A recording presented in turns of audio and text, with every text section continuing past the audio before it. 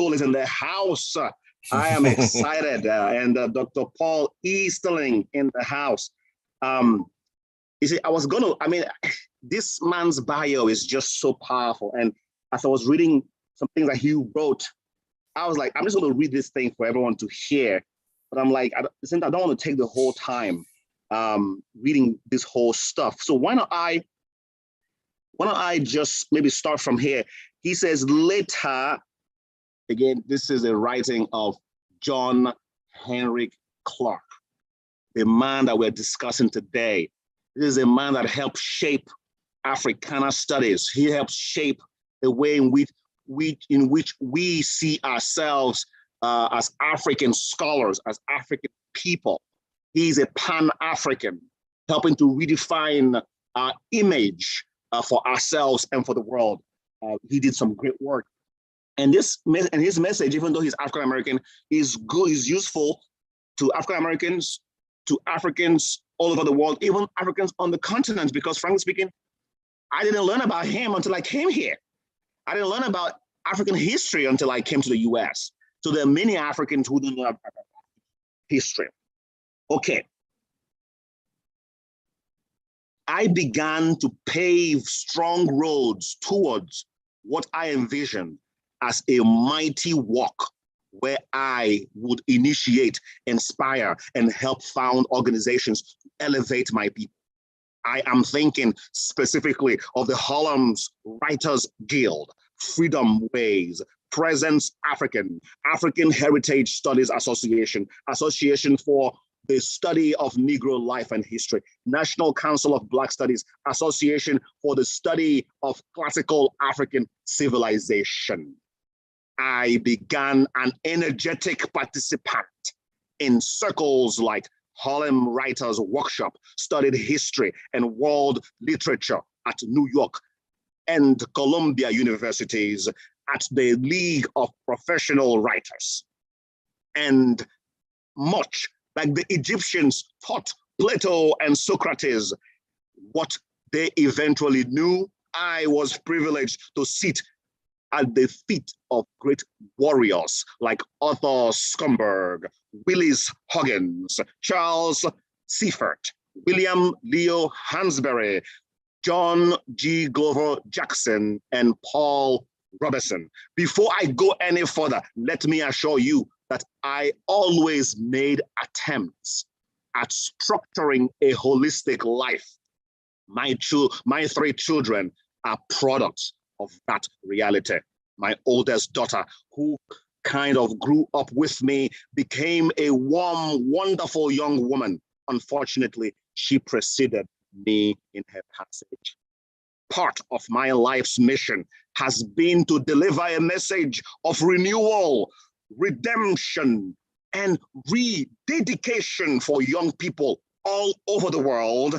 And I hope the work has afforded me that claim. So now, and in my traditional fatherly way, I appeal to my younger children, Sonny, Kojo, and Nziga Marie. Appreciate my commitment to them and the rest of the world. Sonny, in forming your identity, I call upon the spirit of Sonny Ali, the great emperor of the Sudanic empires, to anoint you. And Nziga, my second daughter, I reached back for the spirit of the warrior queen Nziga to lay hands upon you. I have always felt blessed by the many nieces and nephews who have surrounded me. I have always loved and needed the special touches of our relationship. Without you, this work would not have been completed. I have not left you. When the European emerged in the world in the 15th and 16th centuries for the second time, they not only colonized most of the world, they colonized information about the world. And they also colonized images, including the image of God, thereby putting us into a trap. For we are the Only people who worship a God whose image we did not choose. I had to respond to this behavior. I could not live with this nonsense and contradiction. And I challenged these insidious concepts and theories. While I have not finished my work, I remain worried about who will replace Dr. Ben and me. I am not displeased of my progress in 83 years, as we all would agree the struggle is continuous. I have utilized several avenues. I wrote songs, and while most of you are familiar with the boy who painted Christ black, I wrote some 200 short stories. I questioned the political judgment of those who would have the nerve to paint Christ white, as his obvious African nose and lips and woolly hair. My publications in the form of edited books, my major essays and book introductions are indeed important documents, and number more than 30. Africa Lost and Found with Richard Moore and Keith Baird, and African People at the Crossroads are among the major publications used in history and African American studies disciplines in college and university campuses. I am also honored to have edited books on Malcolm X, Marcus Garvey. Through the United Nations, I have published monographs on Paul Robeson, W.E.B. Du Bois. And to clarify the historical record, I was compelled to publish a monograph on Christopher Columbus and the African Holocaust. One of my latest works, Who Betrayed the African Revolution, was a very painful project indeed. And when I think of William Styron's error in Nate Turner and our response to it, I feel convinced that Nate was able to return to his rest in peace. I'm going to jump. I just wanted you guys to feel a little bit about this man. I'm going to jump. Let me just read a few things that he said about his wife, and then I'll invite Dr. Siri McDougall here to make a few comments. I have known love and bliss. Sybil William Clarke, whom I have known for over 50 years, and now my wife of 10 months, and my companion and friend 11 years, has made this journey with me and made my life complete. But Sybil, your loving touch notwithstanding, your arms were not long enough to box with the eminent moment. But while I must make this physical departure, spiritually, I will not leave you, and God will take care of you.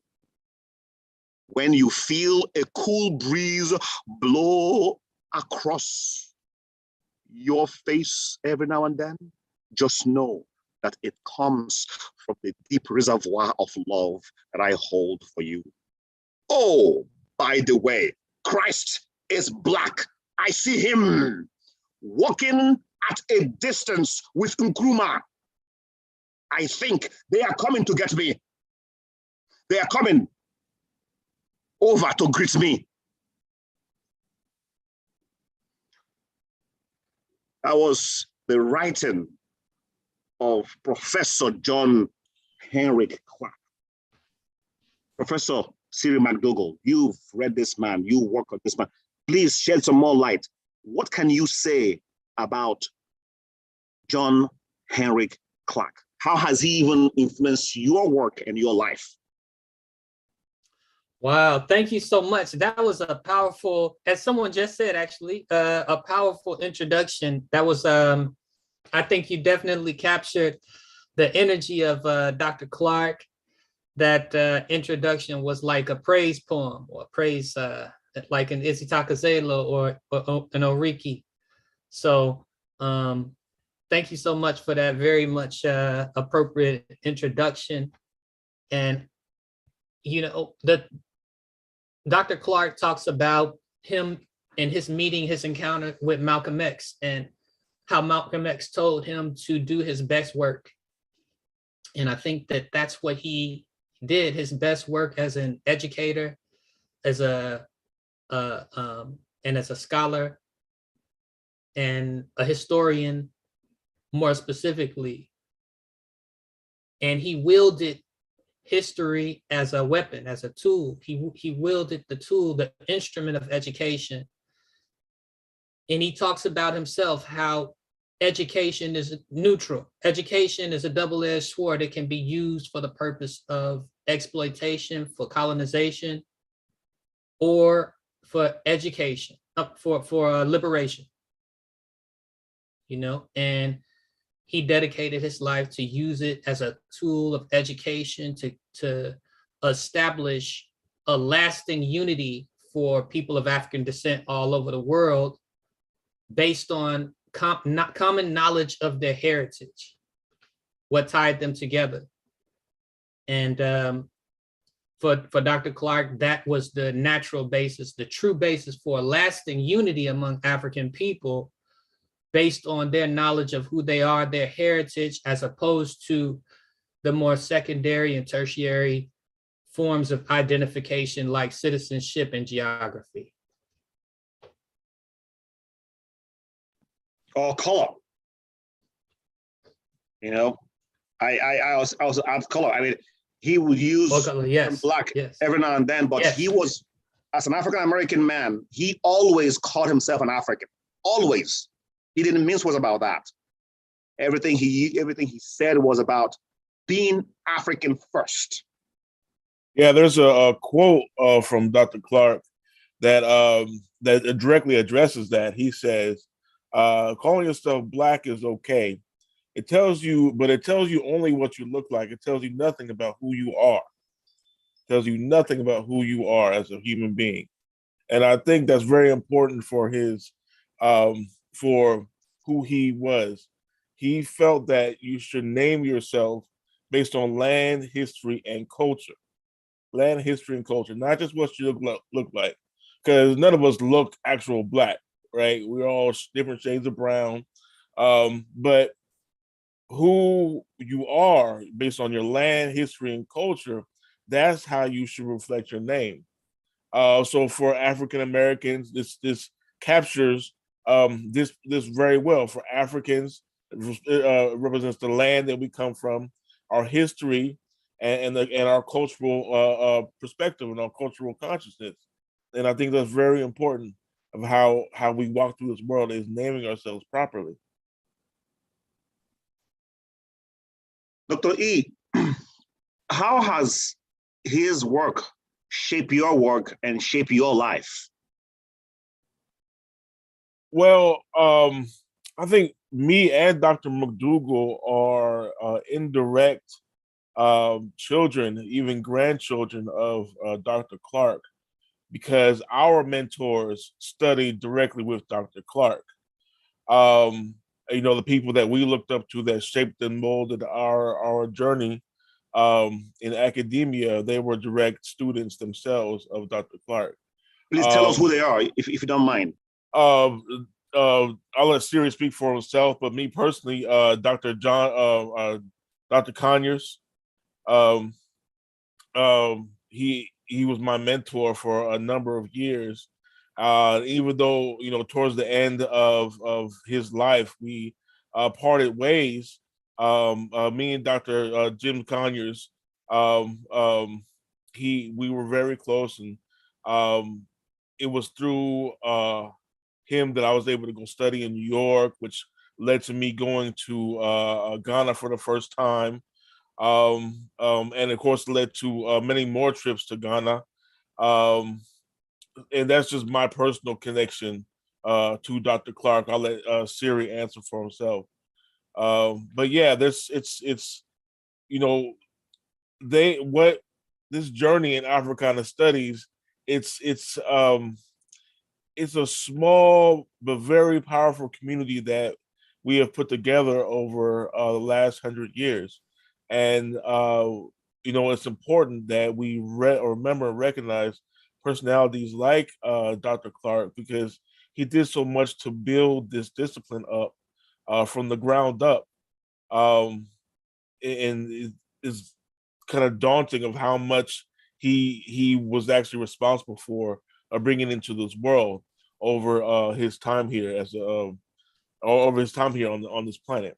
I'll stop. Go ahead, Siri. No, I mean, I would just add to that. I mean, I've had the honor of receiving mentorship from people like Dr. Obetashaka and Wade Nobles and Dr. Theophilo Benga, who were both colleagues, and also learned from Dr. Clarke as well. And he also has, I mean, the impact that he continues to have on people who were his students and their impact, through their impact on universities, programs across the country. Thinking particularly what comes to mind is the strong program for Africana Studies at Howard University, where you have Mario Beatty and Dr. Mario Beatty and Dr. Greg Carr in particular. Shouldn't we have one or several or all so-called Black universities dedicated to Black people the world over? Dr. Clarke writes, how many Black universities are teaching African language? How many Black universities have in-depth courses on what happened to Africa? How many would dare mention our Holocaust that started before? And how many Black professors would have enough nerve to say that the people who were trapped into the German Holocaust participated in every aspect of our Holocaust? That's still going on. And they are participating in every aspect of it right now. Who will deal with our sentimental attachment to the Hebrew mystic and how this mystic came into being? During slavery, we wanted to attach ourselves to a people who escaped from something. We believed the Exodus story more than they, and still do. We believe the story of the Hebrew children in the fiery furnace, and still do. We cannot separate folklore and myth from truth. Folklore is beautiful. Folklore is essential. Myth is essential. The ego of all people, but myth is not truth. Myth is based on folklore. I grew up believing and reciting the stories of High John the Conqueror, because anytime we wanted to do something to a white person, we get away with it. And get away with it. We brought in High John the Conqueror, slapped that man's face, kicked him. He was begging for mercy, ran him out of the neighborhood. We didn't do it. High John did it. I'm saying is that people tell stories that make them feel good about themselves. All people tell stories that make them feel good about themselves. You tell someone else's story. You haven't told your story yet. How did you get in the predicament that you are in today, where you are totally unprepared to handle a nation? I'm going to pause there. Dr. McDougall, what are your reaction on that? Your reaction to that? I think that was powerful. I mean, the question of language. So language is extremely important, window into culture like no other tool, and is something that I think that myself and my wife Zama are trying to get into programs of Africana Studies, Pan-African Studies, starting where we are in Los Angeles, because it's just essential to connect culture, to understand culture, and to draw connections. So that's particularly something that I'm passionate about. But the part that you read, I think the message that I got to it reminds me of something Dr. Clarke said about the impact of the writing of history on the mind, because he felt that the biggest impact of white supremacy and its lens into the writing of history was the impact that it had on the self-confidence and historical memory of African people. You know, the self-confidence and the historical memory. And his work, particularly as I was looking it over and just kind of going back over things about Dr. Clarke for this conversation, is that he focused a lot on intellectual portraits of African thinkers and activists. And he did that to help to reestablish that sense of historical memory. And lastly, that oral tradition part, it reminds me, actually, I mean, it makes me think of the work of Dr. Easterling in using the tool of fictional writing, that oral tradition, the hero tradition that goes from the Anansi tales all the way to the tales of the John Henrys and Brer Rabbits and the Trickster tales, that not only give us a different window into who we are, but our aspirations, you know, how we imagine ourselves to be. Dr. E, before you come in here, let me reiterate what you just said.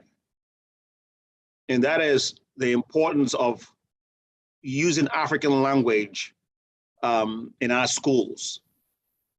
Would you believe that I can't actually think of any African university or any university in Africa that prioritizes teaching at least one or two African languages and uses that language not just as a vehicle to share our African culture, but as a vehicle to teach functional skills and courses. Like, so we should be at a point now in history where we are teaching chemistry in an African language, teaching math, easily in African language. Because there's something about language that we often don't think about, and that is language has within it codes. It orders your thoughts. Absolutely. It is very packed. And I love to go to my example all the time, which is in the Igbo, we say ezinolo. Ezinolo is the word that we use for family. But many Igbos don't even think about what that word means. If you literally translate ezinolo, it stands for outside and inside. So in the Igbo concept, in the African concept, family is not just your nuclear family. Right. Family is outside and inside. Extended is extended.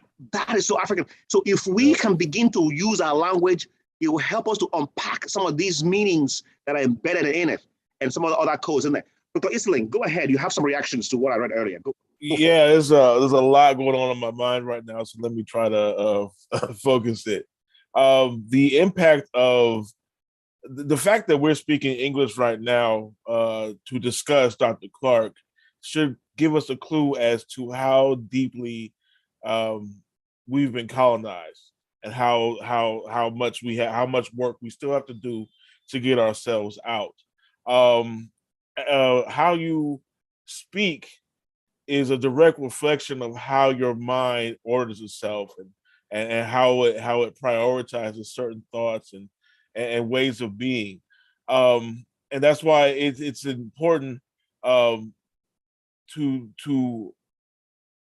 when we're growing up as kids, how you speak is a big issue of how you're growing up, how you're speaking correctly and ordering your words right, because it's how you order your thoughts.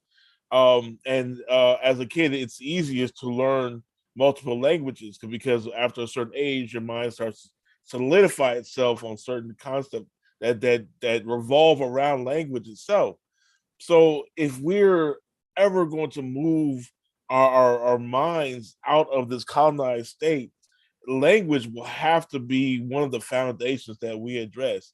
And I mean African language, but I also I think that we should give more attention to AAVE, which is African American Vernacular English, because as I will always argue to my class is that uh, um, um, African American language is not just slang; it's an accent. It's our way of it's a way of our of still being connected to our African selves.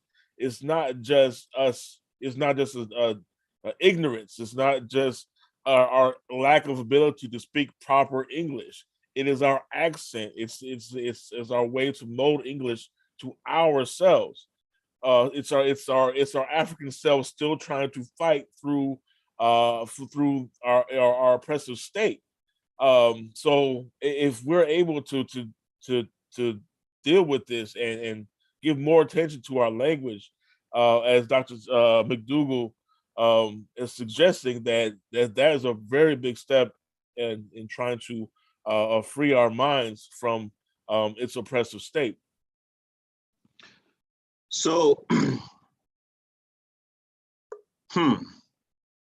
there's a lot there that you've said. But Dr. McDougall, I saw you taking some notes. Do you want to come in right quick before I move on? Go ahead. You're on mute. You're on mute. Oh, thank you so much. Yeah, you saw me. I was definitely taking notes.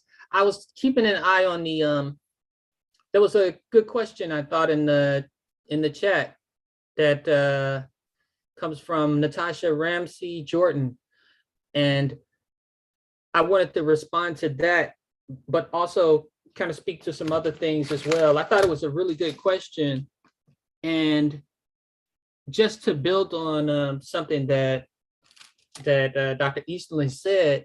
Would you please summarize the question for the sake of those who are listening, and then answer it? Yes.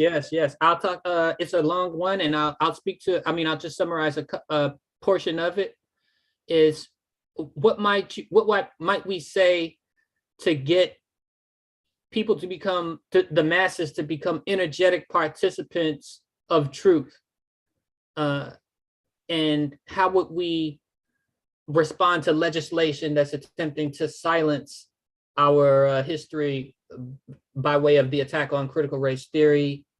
And I just wanted to add that, I mean, the language piece is so important. It was the basis, as we know, of the Soweto uprising, because it's that much connected to identity, and memory and culture that people don't want to part with, especially once they've established that connection. It helps us draw connections between how we speak our culture all over the entire diaspora. Different languages have sprang up once African people are on the continent or outside. So again, language so important.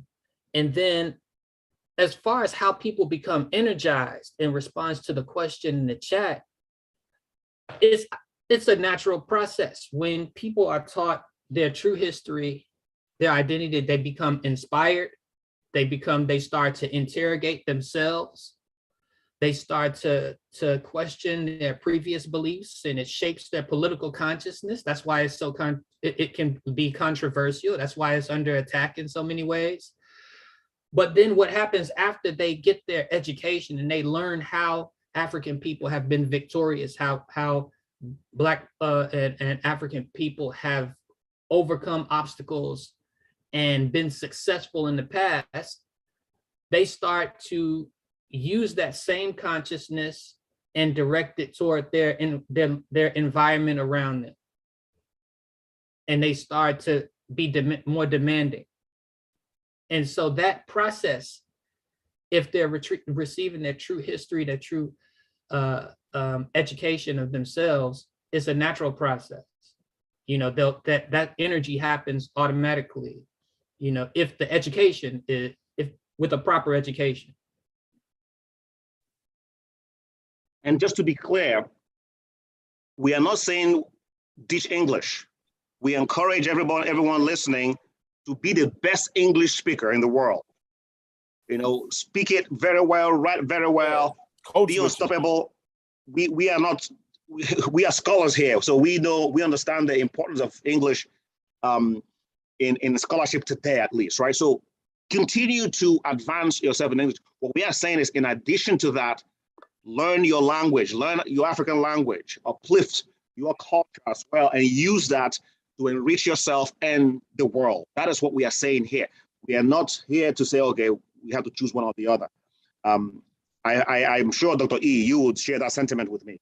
Go ahead. Oh, yes, so of course, the importance of code switching and bilingualism or trilingualism is very, very important. Yes, master the English language, master the master's language, so you know how to use it against him. But as well, master your own language, your own tongues, whether it's American Vernacular English or Igbo or Hausa or Yoruba or Zulu or Gosa. Master them all. That's the importance of being an intellectual, not just being restricted to one mode or one way of thinking, but expand yourself, definitely. Dr. McDougall, you mentioned Soweto Uprising. I'm going to read something again from Dr. John Henrik Clarke here. He says, let's look at South Africa and the war fought against apartheid. It's a good fight. I've been a part of it for 50 years of my life. What is missing in the fight? The main thing that is missing is the fact that apartheid is not what the struggle in Africa is mainly about. It is about European and white control of the mineral wealth of the world. They must control the platinum. They must control the precious metals. They must control the gold. They must control the diamonds, especially the industrial diamonds. They can eliminate apartheid. One of the nation's most segregated schools is the Colorado School of Mines in the US. Not one African student, not one Black student studying at the Colorado School of Mines. If you are going to take over South Africa and you don't know how to handle things, then all you will have to do is call them back to show you how to do it. How many people do you have can fix an elevator?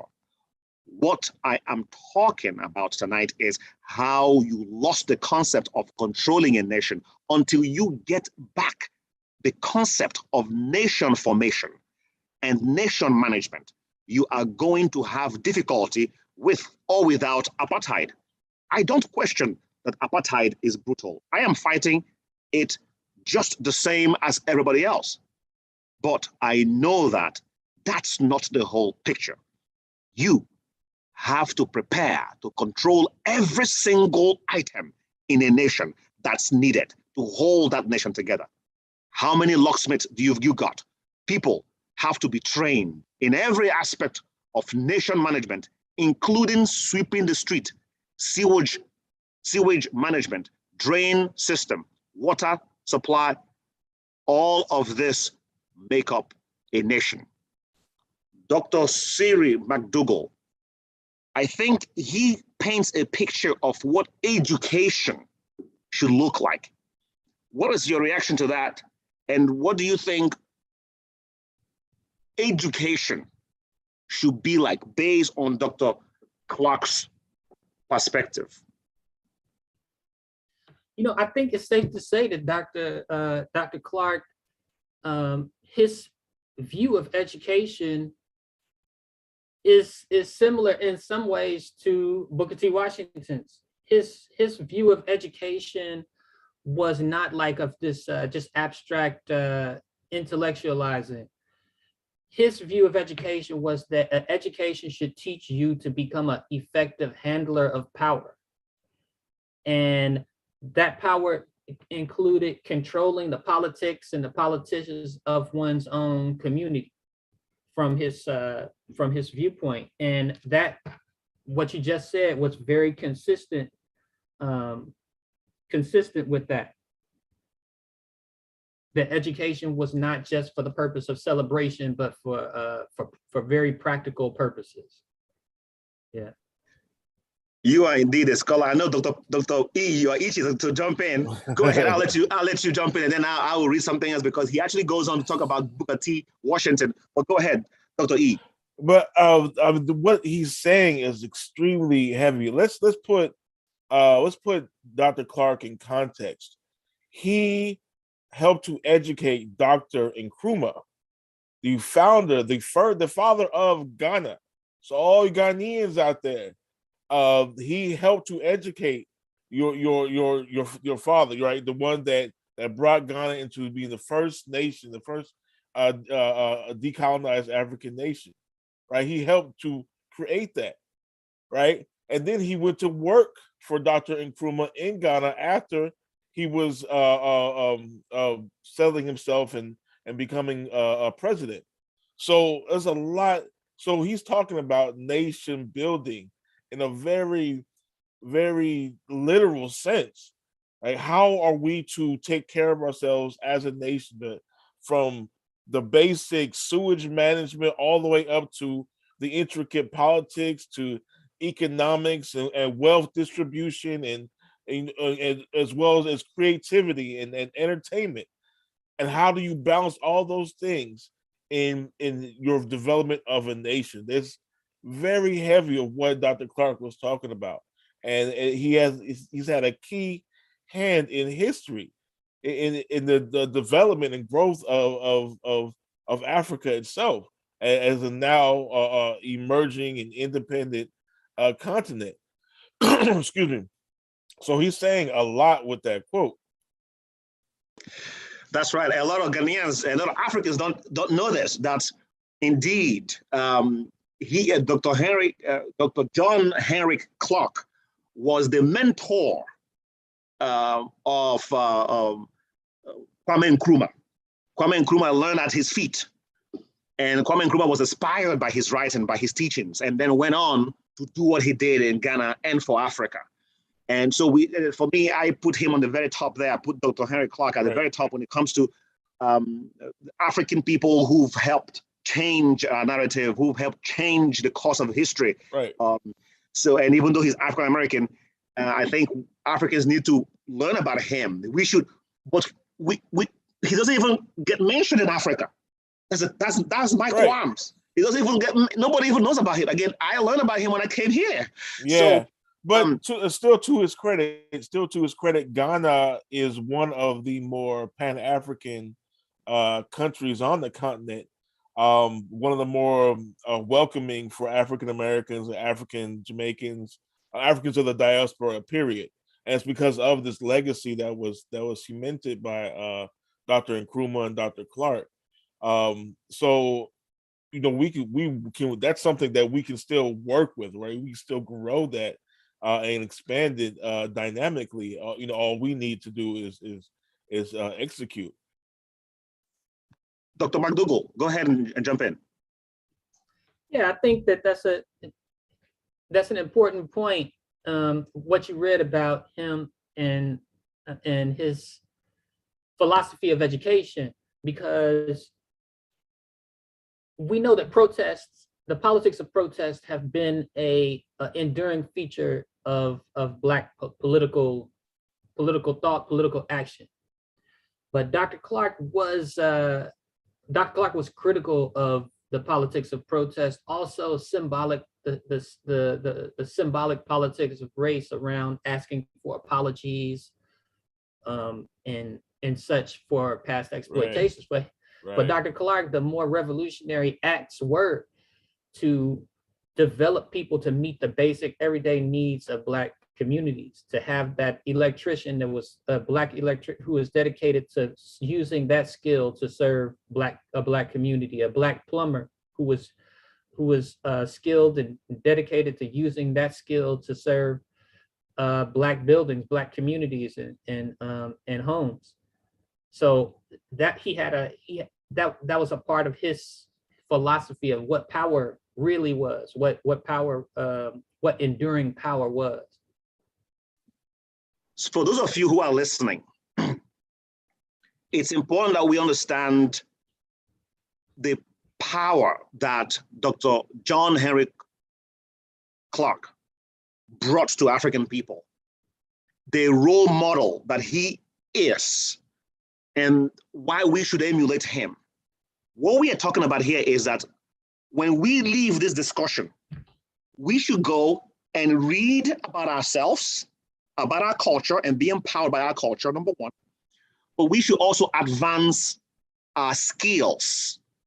We've got to be curious about knowledge. We got to be hungry and thirsty for learning. That is what the man represented. And that was what he pushed. I agree with you. Yeah, he wasn't, I mean, it's good to protest. We have to protest and raise alarm and all.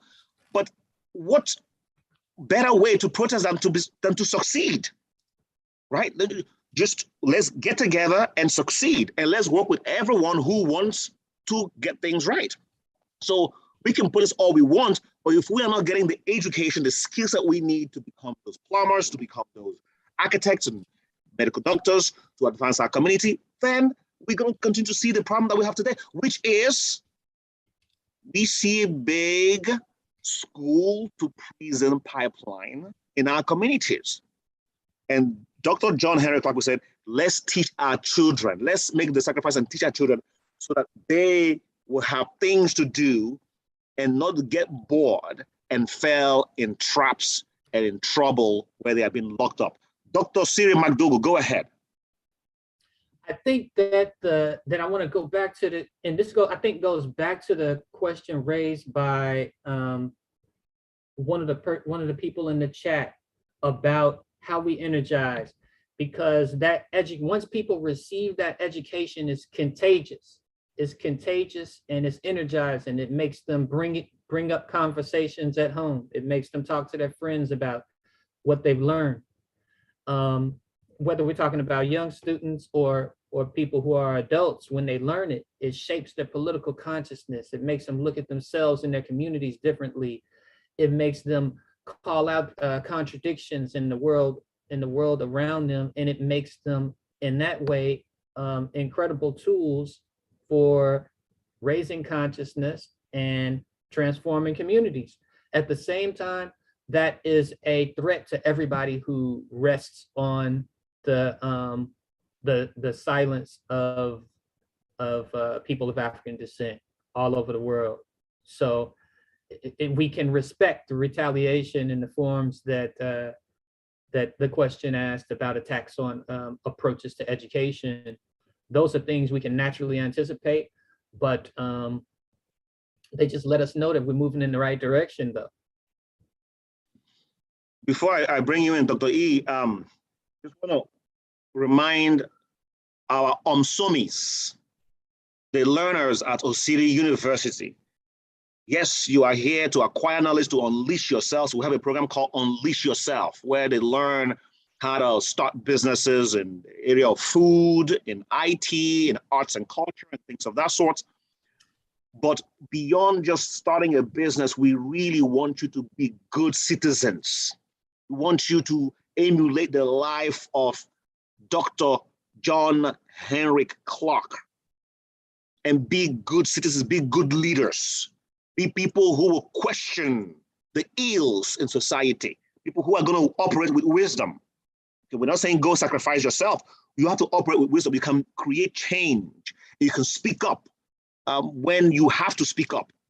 And you could start becoming that influence, positive influence in your family, in your neighborhood. You could start cleaning up your streets right where you are. You could start a revolution where you are right now. So while you are creating your business, you could also do these things through the life that you live. And you could also make these changes through your business. Your business could also be a vehicle through which you create employment and use that opportunity to raise a new breed of leaders who are cosmopolitan, who will love diversity and inclusion, who are going to bring about change in the world. Dr. E, any reactions?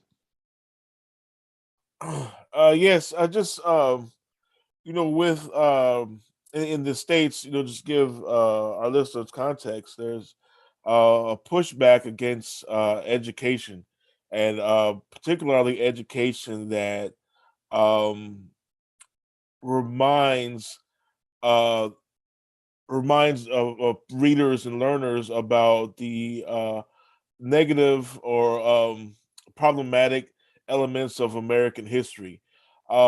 These are some of the more important lessons that we can share with each other, because without lessons of oppression and fighting through oppression, we will force ourselves to be stuck in the same situation. So we will re-enslave ourselves or recolonize ourselves mentally.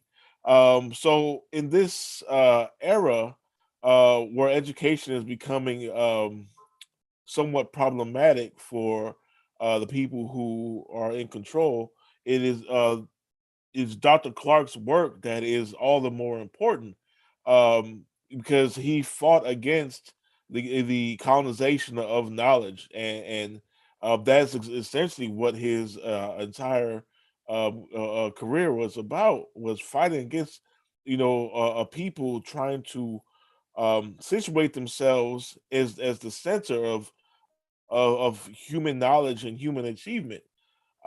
We have to push against that with all of our might as we grow as a people. Very, very powerful.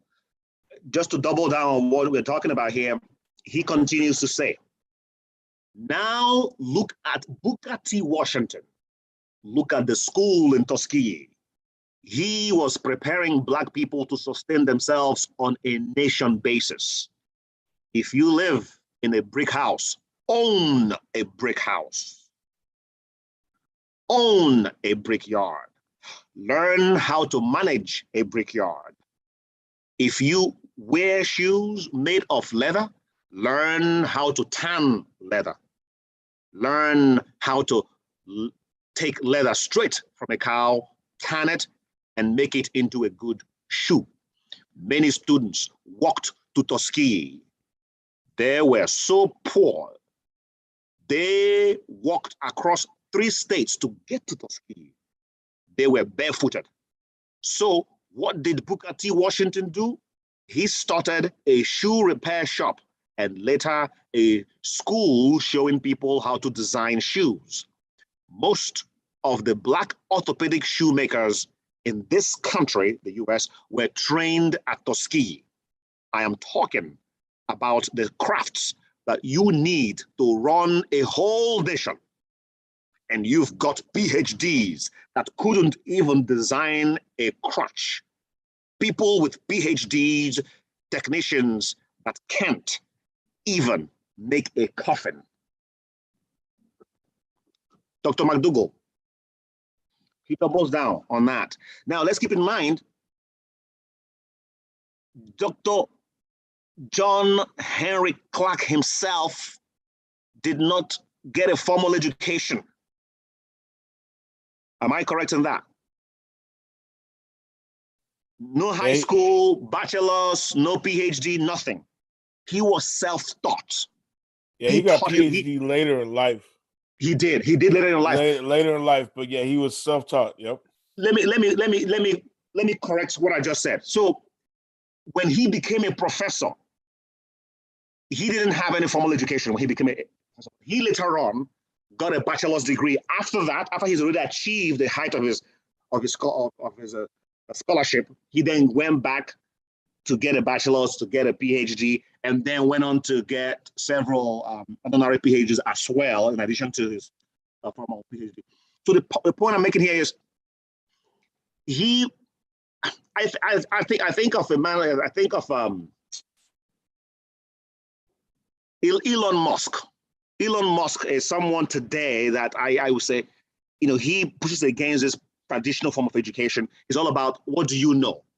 In fact, Elon Musk, when he's hiring people now, he looks at your experience, as in your past experiences, where you've been, your life experience, and what can you do with your hands.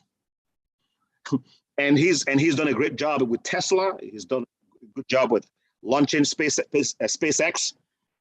That is, he's playing right out of the playbook of Dr. John Henrik Clarke and Booker T. Washington in that approach. And he's someone who has also learned how to launch rockets just by reading books. So what are your thoughts about that? About this idea to just love knowledge and to dig in and acquire knowledge for yourself and for your community. Dr. McDougall.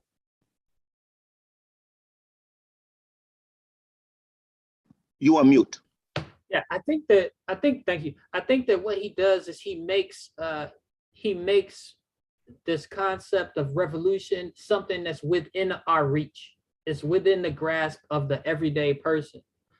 It doesn't take these major acts that we read about and associate with revolution. It is everyday acts of sharpening your skill based on what your passion is and using it to advance your community, your family, your community, your people on a local and global level. So those are things, that's something that's within the reach of every person. It doesn't take a celebrity status person to do or to accomplish what he considers, what he's defining as revolution. And he also he's saying that what sparks that fire, what orients people to want to do that is education and consciousness. While Malcolm X told us to have this unity based on a common enemy of oppression, of anti-Africanness. Dr. Clarke adds something to that, and he says, for us to have a lasting unity, it has to be on our common knowledge of our heritage, of who we are. And that kind of a unity is more lasting than unity just based on what we're up against, So that's kind of the consciousness is the fire, but every person is different. Every person has their own passion, their own interest, and being this revolutionary he writes about is within their reach. I think that's what I hear when he says that. That is powerful. I mean, what you just said there about uniting against the other versus uniting for something. And I think it's high time we start taking from Dr. Clarke's playbook of uniting, for something, standing up for who we are, for what we want and what we want to achieve. As a scholar of leadership, we use the same approach. When you are always talking about the negative, what you don't have and what's against you and what doesn't work and what you should not do, you don't get the outcomes you want. If you want to get the outcomes you want, you need to paint a positive future, a positive image of the future. This is what I want. And then bring people who are supportive of that idea together to achieve that goal. And that is what we need to be doing. What binds us together as a people? And one thing we have going for ourselves as African people is that we birthed the world. We Africans are the first humans, and by extension, I say every human is African. If everybody can learn African system, especially the Ubuntu system, where we look out for each other, this world would be a much better place. Dr. E, let's get your last reaction, and then I'll go back to Dr. McDougall, and then we can close out. Dr. E, while you are sharing your thoughts, maybe you could also talk about the difference between schooling and education. Go ahead, please. Schooling and education. That's a whole nother conversation with 4 minutes left. So I'll just end with this quote from Dr. Clarke. He says, and I'm paraphrasing, Africa gave the world its first humanity.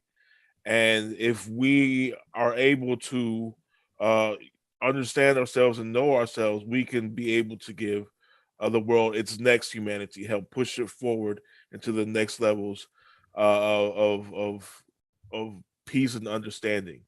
And I think that's I'd like to leave on that note, is pushing towards the future, which Dr. Clarke always had an eye on the future, not just the past. He was an eminent scholar of the past, but he was always looking forward. Thank you. Dr. McDougall, the last words. Yeah, thank you. I think I would just add to that and start where we began and where we began with the message that Dr. Clarke got from Malcolm X. When he asked Malcolm X, what can I do? And Malcolm X said to him, do your best work, and he took that and he turned his profession as an educator into a priesthood, and I think that that's the message that I take. I think that everyone who's listening can take from it, that the kind of greatness that we attribute to people like Dr. Clarke and others is within the reach of all of us, and all we need to do is to take that which we are about, what we're passionate about, and do our best work. Do our best work. I love that. And what you want to do is within your grasp. And that is the message, or that was the message, and continues to be the message of Dr. John Henrik Clarke. It is within your grasp. You can do. In its obituary of Clarke, the New York Times noted that the activist's ascension to Professor Emeritus at Hunter College was unusual without benefit of a high school diploma, let alone a PhD. It acknowledged that nobody said Professor Clarke wasn't an academic original. I want to express my sincere gratitude and thanks to my brothers, Dr. Paul Easterling, Dr. Siri McDougall, for joining this wonderful Ubuntu Global Dialogue.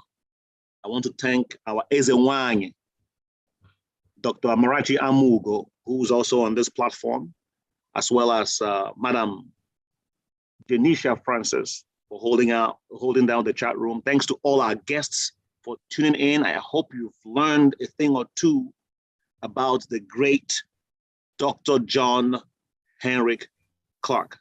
Now, go forth and do your best work. Ubuntu.